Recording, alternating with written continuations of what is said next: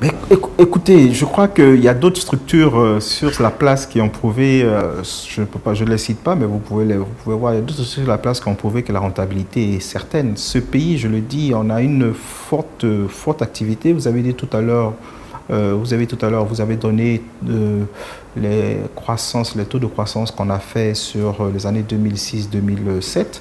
Et je dis bien une croissance interne en part de marché, et c'est vraiment important ce que je dis, en prise de part de marché, et aussi par rapport à la croissance du PIB de la Côte d'Ivoire. Donc ces deux vecteurs ont fait que CIMAT a pu quand même progresser.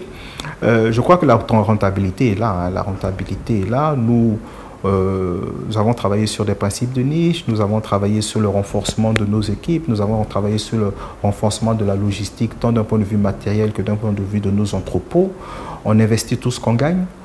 On veut de plus en plus répondre aux attentes de notre client. Nous allons tout faire pour avoir la certification ISO 2002 pour la fin de l'année.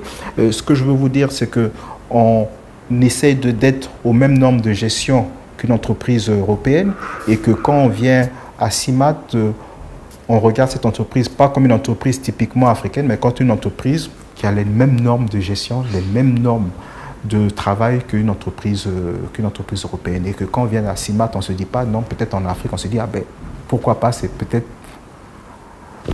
la même entreprise qu'on a vue à Singapour, ou la même entreprise qu'on a vue à Paris ou autre. Voilà un peu ce qu'on cherche à faire, et prouver que l'Afrique, dans les 10 ans à venir, la décennie prochaine, c'est la décennie de l'Afrique.